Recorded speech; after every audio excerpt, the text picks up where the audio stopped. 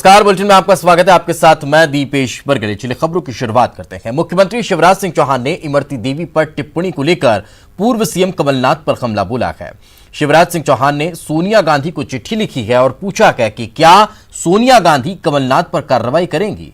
CM ने कहा कि कमलनाथ ने बयान देकर केवल महिलाओं का अपमान नहीं किया है, प्रदेश की महिलाओं का अपमान हुआ है।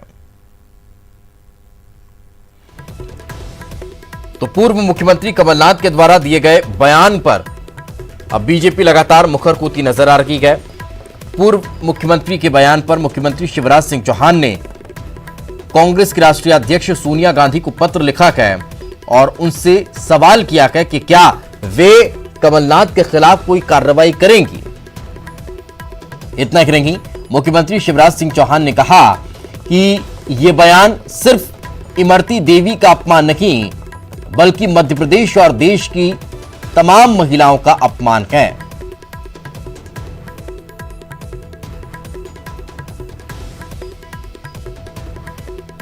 इस मामले को लेकर बीजेपी लगातार मुखर कूती नजर आ रही है, तो वहीं कांग्रेस अब अपनी सफाई पेश कर रही है। श्रीमती इमरती देवी के खिलाफ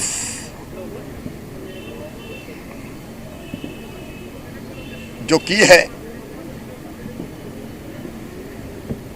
उसने केवल एक बहन इमरती देवी जी के मान सम्मान की धज्जियां नहीं उड़ाई, मध्य प्रदेश की सभी मां बहन और बेटियों के सम्मान की धज्जियां उड़ाई है। अब कमलनाथ जी से तो कोई उम्मीद है नहीं, निर्लज्जता की सीमाएं उन्होंने लांघी है। लेकिन कांग्रेस की अध्यक्षा श्रीमती सोनिया गांधी जी को मैंने पत्र लिखा है। मैं उनसे पूछना चाहता हूं, आप कांग्रेस की अध्यक्ष हैं, आप महिलाएं, आप मां बहन और बेटी भी हैं, आपकी पार्टी के नेता ने जो प्रदेश कांग्रेस के अध्यक्ष, नेता प्रतिपक्ष, मुख्यमंत्री रहे हैं, जिनके नेतृत्व में आपकी पार्टी चुनाव लड़ रही है, क्या ऐसी टिप्पणी जायज है उनके द्वारा करना? क्या इस टिप्पणी ने आपके मन को व्यथित नहीं किया कि एक अनुसूचित जाति की दलित बहन के अपमान से आपके मन में वेदना पैदा नहीं हुई? अगर आपको लगता है आदरणीय बहन श्रीमती सोनिया गांधी जी कि ये टिप्पणी गलत है, तो आप तय करें आप श्री कमलनाथ जी के खिलाफ क्या कार्रवाई करेंगे। कमलनाथ ने आज खंडवा के पुनासा में चुनावी सभा को संबोधित किया। यहां उन्होंने आइटम वाले बयान पर अपनी सफाई दी। कहा कि कांग्रेस से गए बागी नेताओं के लिए आइटम बोला था, उनका नाम याद नहीं आ रहा था, इसलिए आइटम बोल दिया। इसे मुद्दा बनाकर बीजेपी भुनाने की कोशिश कर रही है। मैं हमेशा भाजपाइयों की पोल खोलूंगा।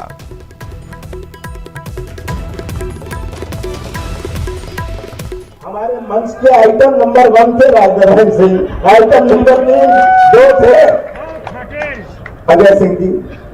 ये लिस्ट में लिखा item number 1, item number 2, item number 3, किसी का अपमान है। तो ये आज शिवराज सिंह तो बहाना ढूंढ रहे हैं, बैठ गए अनशन में कि मैंने किसी का अपमान कर दिया। कमलनाथ किसी का अपमान नहीं करता, मैं तो सच्चाई के साथ आपकी पोल खोलता हूं, आपकी पोल खोलता हूं। आपको बोलने का कुछ नहीं है, आप बोल नहीं सकते, आप कह नहीं सकते। तो कमलनाथ की इमरती देवी को आइटम बताने पर सियासी बवाल मचा हुआ है। बीजेपी प्रदेश भर में मौन व्रत धरना करती हुई नजर आई। भोपाल के मिंटो हॉल में सीएम शिवराज सिंह चौहान धरने पर बैठे। इसके साथ ही गृह मंत्री नरोत्तम मिश्रा सहित तमाम नेताओं ने धरना दिया।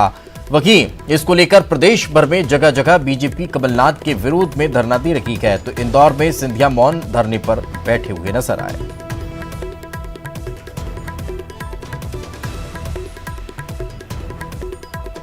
तो ये अलग अलग तस्वीरें भोपाल, इंदौर और ग्वालियर की, जहां बीजेपी नेताओं के द्वारा मौन धरना दिया गया। भोपाल में मुख्यमंत्री शिवराज सिंह चौहान, तो इंदौर में सांसद ज्योतिरादित्य सिंधिया और ग्वालियर में प्रदेश अध्यक्ष धरना पर बैठे हैं। श्रीमती इमरती देवी के खिलाफ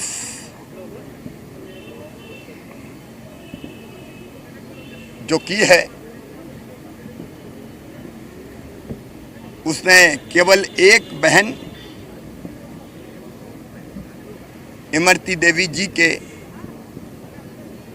मान सम्मान की धज्जियां नहीं उड़ाई, मध्य प्रदेश की सभी मां बहन और बेटियों के सम्मान की धज्जियां उड़ाई है। और यही फर्क है, मैं कहता हूं, जन सेवकों के बीच में और नेताओं के बीच में। उन दोनों ने अपनी स्तर बता दी, उनकी मानसिकता उन्होंने प्रदर्शित कर दी, उन्होंने अपनी नीयत मध्य प्रदेश की 7.5 करोड़ जनता के समक्ष रख दी कि उन दोनों की सोच। और इनके साथ मैं एक दूसरे कांग्रेस के नेता को भी जोड़ना चाहता हूं, आदरणीय दिग्विजय सिंह जी, जिन्होंने एक दूसरी महिला के बारे में, मीनाक्षी जी के बारे में कई साल पहले क्या कहा था, एक सभा में ऐसे शब्दों का इस्तेमाल किया था जो मैं दोहरा भी नहीं सकता। जितनी निंदा की जाए उतनी कम। बहुत दुखद बयान है ये। किसी महिला ऐसी की, कमलनाथ जी कह रहे हैं कि आइटम कोई गलत शब्द नहीं होता। अब उनसे पूछो कब महिलाओं पे प्रयोग किया, क्या उनने कभी इस तरह का और महिलाओं के साथ प्रयोग किया जो गलत नहीं है। अब तो ये प्रियंका जी और सोनिया जी को सोचना चाहिए कि उनकी पार्टी के बुजुर्ग कभी 100 टंच माल बोलते हैं, कभी आइटम बोलते हैं। ये बुजुर्गों के बारे में, इनकी मानसिकता के बारे में उनको संज्ञान लेना चाहिए। कल से अभी तक माफी नहीं मांगी उन्होंने और अपना बयान दिया। नहीं, वो नहीं मांगते होंगे, पर हम जनता तक ये बात पहुंचाएंगे और कमलनाथ जी तैयार हो जाएं, जनता माफी मंगवा देगी 3 तारीख। इधर इमरती देवी पर अमर्यादित टिप्पणी को लेकर बीजेपी महिला मोर्चा की अध्यक्ष विजया राखतकर ने कमलनाथ की राष्ट्रीय महिला आयोग से शिकायत की है। मुख्यमंत्री कमलनाथ जी के उन्होंने जो टिप्पणी करी है इमरती देवी के बारे में, उसके लिए हमने आज एनसीडब्ल्यू में हमने आए हैं, उनका दरवाज़ा खटखटाया है। जिस तरह से भद्दी टिप्पणी उन्होंने करी है, ये उनको शोभा नहीं देती है। वो स्वयं अनेक पदों पे रह चुके हैं और महिलाओं का सम्मान करना वो जानते भी है, ऐसा हमें लग रहा था। जो महिला उनकी पूर्व सहकारी रह चुकी है और जो बहुत ही अपने काम के साथ, अपने काम के बलबूते पे सरपंच से लेके आज मंत्री तक का जिन्होंने प्रवास किया है, उस महिलाओं के बारे में ये टिप्पणी करना बहुत ही अशोभनीय है, उनको शोभा नहीं देता। और दूसरी एक बात है, मुझे राहुल गांधी और प्रियंका गांधी को भी पूछना है कि एक दलित महिला के सम्मान के लिए हाथरस में वो उनके सम्मान के लिए सामने आए, उन्होंने उनकी लड़ाई भी लड़ी। अब मुझे उनको ये भी पूछना है कि ये भी तो एक दलित महिला है, इसके सम्मान के लिए क्या वो कमलनाथ जी के ऊपर वो कार्रवाई करेंगे? ये भी हमारा उनके लिए सवाल है। हम अपेक्षा कर रहे हैं कि जिस ऊर्जा के साथ वो इसके पहले हाथरस की दलित हमारी बहन के लिए वो सामने आए हैं, वही लड़ाई वो हमारी इस बहन के लिए भी वो लड़ेंगे और कमलनाथ जी के खिलाफ जरूर कार्रवाई करेंगे। इमरती देवी पर दिए कमलनाथ के बयान को लेकर बीजेपी के धरने पर कांग्रेस ने पलटवार किया है। कांग्रेस के विधायक जीतू पटवारी ने पलटवार करते हुए कहा कि उपचुनाव में ध्यान भटकाने के लिए बीजेपी नाटक कर रही है। भोपाल के अंदर जब ये आपको महिलाओं के सम्मान के लिए इधर दिग्विजय सिंह ने किसान की मौत मामले को लेकर सिंधिया पर हमला बोला है। दिग्विजय सिंह ने कहा कि सिंधिया का बर्ताव असंवेदनशीलता की पराकाष्ठा है। सिंधिया को सभा तत्काल स्थगित करनी चाहिए थी। किसान के परिवार को सांत्वना देने के लिए किसान के घर जाना चाहिए था। दिग्विजय ने कहा कि सिंधिया पर बीजेपी की संगत का असर हुआ है। सभा को स्थगित करना चाहिए था और उस व्यक्ति के परिवार को सांत्वना देने के लिए सिंधिया जी को उसके घर जाना चाहिए था, लेकिन संगत का असर हो जाता है। एक तरफ जहां बीजेपी कमलनाथ के खिलाफ धरना दे रही है, वहीं दूसरी तरफ सरकार के मंत्री और अनूपपुर से बीजेपी उम्मीदवार बिसाखूलाल सिंह ने कांग्रेस उम्मीदवार की पत्नी के लिए अमर्यादित भाषा का इस्तेमाल कर लिया है। बिसाखूलाल ने कहा कि कांग्रेस उम्मीदवार विश्वनाथ सिंह ने शपथ पत्र में पहली पत्नी का जिक्र नहीं करते हुए दूसरी पत्नी का जिक्र किया है। आपको बता दें कि विश्वनाथ सिंह की पहली पत्नी की मौत हो चुकी है। विधानसभा के निर्वाचन का फॉर्म भरा जाता है तो पूरे संपत्ति का ब्यौरा दिया जाता है, सबका ब्यौरा दिया जाता है, परंतु विश्वनाथ सिंह ने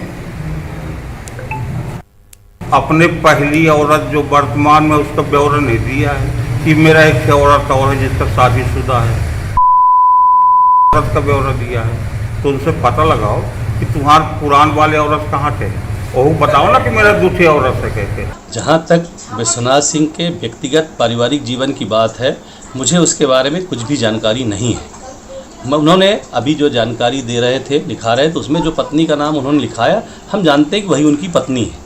और रही बात कि और अगर कोई आरोप लगा रहे हैं, अगर कोई ऐसी बात थी तो उनको भी शिकायत। बीजेपी प्रत्याशी विसाखूलाल सिंह के आपत्तिजनक बयान पर कांग्रेस प्रवक्ता अजय सिंह यादव ने पलटवार किया है। उन्होंने कहा कि बीजेपी के नेताओं का प्रदेश की जनता और प्रदेश की महिलाओं से केवल राजनीतिक स्वार्थ है। मंत्री विसाखूलाल सिंह का बयान क्या अमर्यादित बर्ताव नहीं है? बीजेपी धरना प्रदर्शन कर नौटंकी कर रही है। प्रदेश में भाजपा की रैली में एक किसान की मौत हो जाती है, उसकी लाश के ऊपर भाजपा के नेता राजनीतिक रैलियां करते हैं, भाषण करते हैं, किसी तरह का कोई संज्ञान नहीं लेते।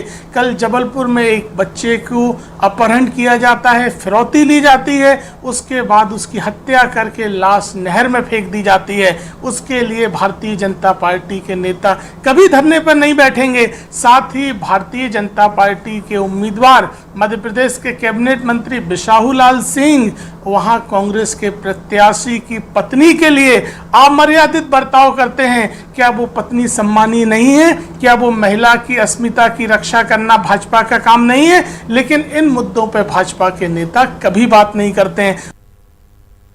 इधर भोपाल में बीजेपी चुनाव प्रबंधन समिति की बैठक हुई। मंत्री भूपेंद्र सिंह ने बताया कि बूथ सम्मेलनों की समीक्षा की गई है। कमलनाथ के बयान पर कहा कि खेद जताने के बजाय कमलनाथ आइटम के अलग अलग मतलब बता रहे हैं। वहीं विसाखूलाल सिंह के बयान पर कहा कि अभी बयान को मैंने देखा नहीं है। समिति की बैठक संपन्न हुई है और प्रबंध समिति की बैठक में जो इस समय पार्टी का कार्यक्रम चल रहा है चुनाव की दृष्टि से, बूथ सम्मेलन की हम लोगों ने समीक्षा की है। सैलन जी इस काम को देख रहे हैं। लगभग 8000 बूथ 28 विधानसभा क्षेत्रों में है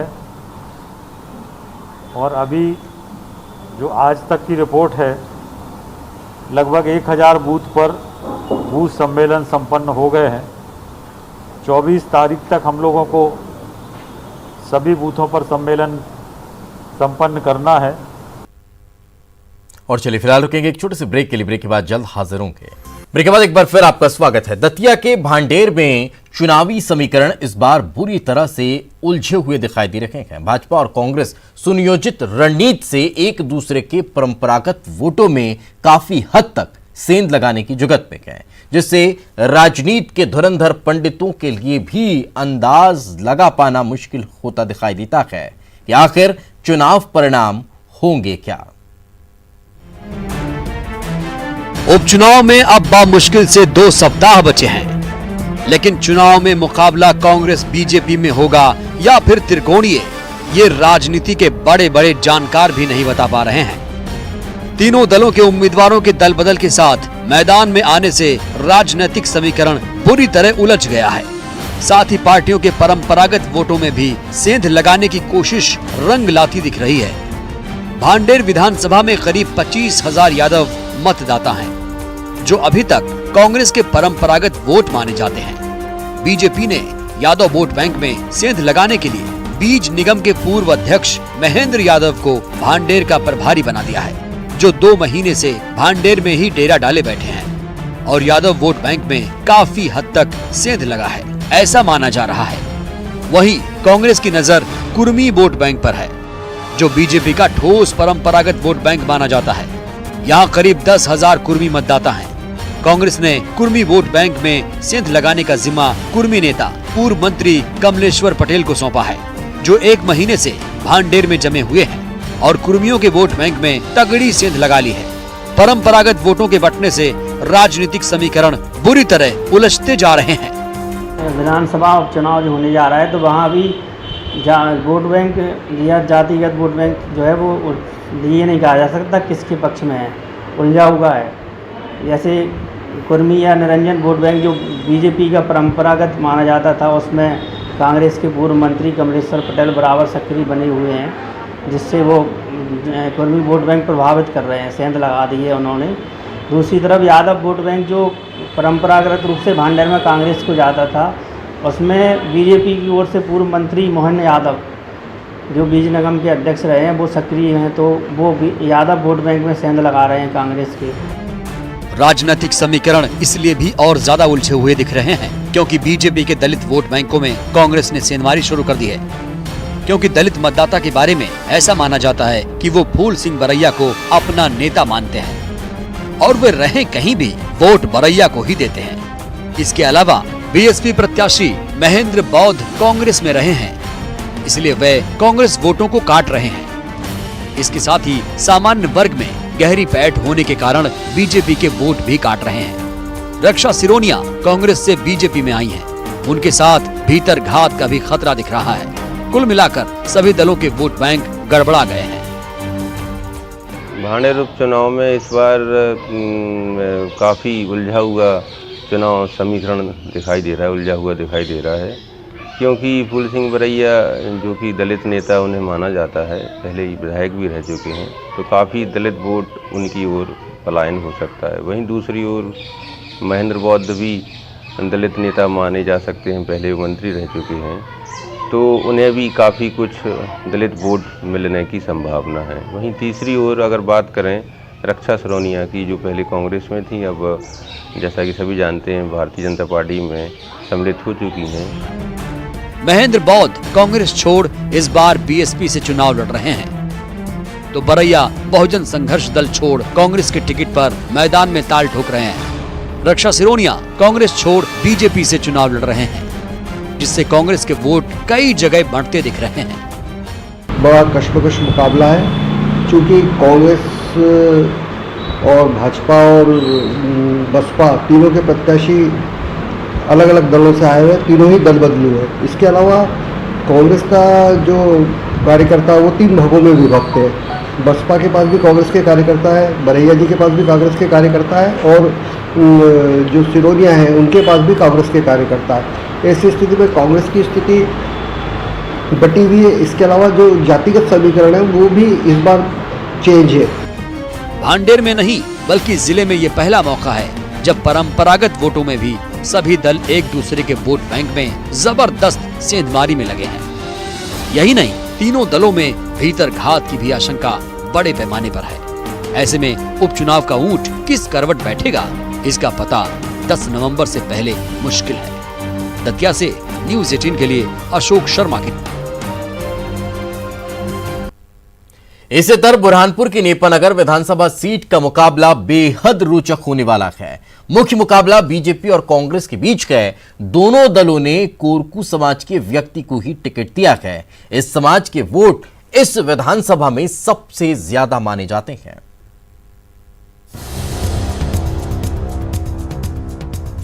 नेपानगर सीट को लेकर बीजेपी और कांग्रेस ने अपनी कमर कस ली है। 2008 में विधानसभा सीट एसटी वर्ग के लिए आरक्षित हो गई। तब से इस सीट पर कोरकू समाज का व्यक्ति ही जीतता आ रहा है। इसकी वजह क्या है? वोटों की संख्या। विधानसभा में कोरकू समाज के वोटर्स काफी हैं। यही वजह क्या है कि कोरकू समाज के वोट समीकरण को ध्यान में रखते हुए बीजेपी और कांग्रेस उम्मीदवार चुनती रही है। 1977 से अमल में आने के बाद यहाँ पर सामान्य उम्मीदवार ही रहे, जिसमें बृजमोहन मिश्र, तनवंत सिंह कीर, अर्चना चिटनीस। यहाँ बाहरी नेपानगर से हटके बाहर के लोग यहाँ पर उम्मीदवार बने और लगभग सभी लोग कोई मंत्री, कोई विधानसभा अध्यक्ष तक पहुँचे। उसके बाद में जब 2003 के बाद ये सीट एसटी हुई। हालांकि कांग्रेस इससे इनकार कर रही है। कांग्रेस का कहना क्या है कि कि सर्वे के आधार पर पार्टी उम्मीदवार तय करती है। कांग्रेस नेता के मुताबिक सर्वे में जनता की राय भी ली जाती है। क्या होता है कि जब भी टिकट होता है तो सर्वे के आधार पर फाइनल होता है और कांग्रेस अपने तौर पे सर्वे करती है। हमने दूसरी एजेंसी से भी सर्वे करवाया है और कमलनाथ जी ने इस बार जो टिकट दिया है वो टिकट क्षेत्र की जनता ने जिसका समर्थन किया, पूरे कांग्रेस पार्टी ने जिसका समर्थन किया और सर्वसम्मति से उम्मीदवार तय हुआ है। उधर बीजेपी भी आदिवासी समाज के वोटों की संख्या की बजाय जनता की राय को तवज्जो देने की बात कह रही है। देखिए, ऐसा है कि जब 2008 में ये नेपानगर विधानसभा आरक्षित हुई, उस समय हमारे पास में जो आदिवासी समाज में अच्छे नेता थे, बहुत सारे नेता अच्छे हमारे काम कर रहे हैं, लेकिन उनमें राजेंद्र दादू एक ऐसे नेता रहे जिनकी माताजी भी वहाँ जनपद की अध्यक्ष रही। राजेंद्र दादू भी जनपद से चुने जाते थे, तो एक साफ सुथरी छवि के ईमानदार नेता के तौर पर उनका एक नाम था। और ऐसे नेता को चयन में किसी एक को टिकट मिलता है, तो राजेंद्र दादू को टिकट दिया गया और वो अच्छे वोटों चुनाव जीते। कांग्रेस ने रामकिशन पटेल को अपना उम्मीदवार बनाया है, जबकि बीजेपी ने सुमित्रा कासडेकर पर दांव खेला है। दोनों के बीच कड़ा मुकाबला तय माना जा रहा है। शारिक अख्तर, न्यूज़ 18 बुरहानपुर।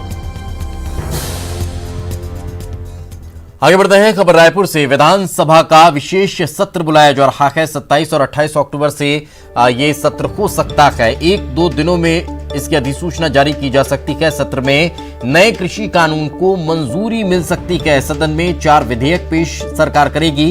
विधानसभा का विशेष सत्र बुलाने के लिए राज्य सरकार ने राजभवन फाइल भेजी है। संसदीय कार्य मंत्री रविंद्र चौबे ने जानकारी दी है। तो ये बड़ी खबर निकलकर सामने आ रही है। विधानसभा का विशेष सत्र बुलाने की तैयारी है। 2 से 3 दिन का ये सत्र हो सकता है। 27-28 अक्टूबर को सत्र बुलाया जा सकता है। ये बड़ी खबर इस वक्त हम आपको बता रहे हैं।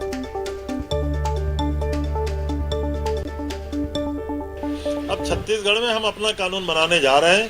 महामहिम के यहाँ हम लोगों ने एक नस्ती भेजी है। 27 और 28 अक्टूबर को विधानसभा का विशेष सत्र बुलाने के लिए माननीय मुख्यमंत्री जी और माननीय स्पीकर साहब से सिग्नेचर करा करके माननीय महामहिम तक हमने अपनी फाइल भेजी हुई है और हमारे विभाग का ड्राफ्ट तैयार है।